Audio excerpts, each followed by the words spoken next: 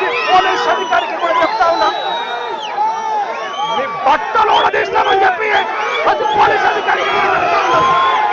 ఒక పోలీస్ కాకి చొక్కా ఒంటి మీదకి రావాలంటే ఏదో బయటకు వెళ్ళి సిఎంఆర్ లోనో లేకపోతే ఎక్కడో లెక్కీ షాపింగ్ మాల్ కో లేకపోతే ఇంకో షాపింగ్ మాల్ కి వెళ్ళి కొనిసి తెచ్చుకున్నంత ఈజీ కాదు. కాకి బట్ట చొక్కా మీద పడ్డమంటే ఆ కాకి చొక్కా పోలీస్ కానిస్టేబుల్ దగ్గర నుంచి ఐపీఎస్ వరకు కాకి చొక్కా ఒంటి మీద పడాలంటే ఎగ్జామ్స్ రాసుకొని రన్నింగ్లు పాస్ అయ్యి వాళ్ళు బాడీ ఫిజికల్ ఫిట్నెస్ కి వాళ్ళు పాస్ అయ్యి అదేవిధంగా ఇంటర్వ్యూలకు అటెండ్ అయ్యి కఠోరమైన శ్రమ చేస్తే తప్ప ఆ పోలీస్ చొక్కా ఒంటి మీదకి రాదు, ఆ కాకి చొక్కా ఒంటి మీదకి రాదు.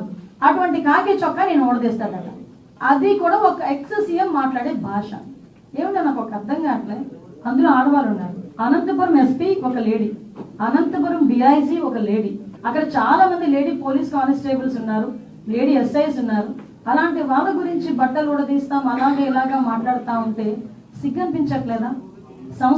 సంస్కారమేనా అది? కనీసం ఒక సంస్కారంతో కూడా మాట ఒక ఎక్సెసియం గా మాట్లాడాలి అన్న ఇంగిత జ్ఞానం లేకుండా ఎక్కడికి వచ్చి మాట్లాడుతున్నాడు? ఇది ఒక విక్టిమ్ హౌస్ దగ్గరకు వచ్చి మాట్లాడే పరిస్థితులు.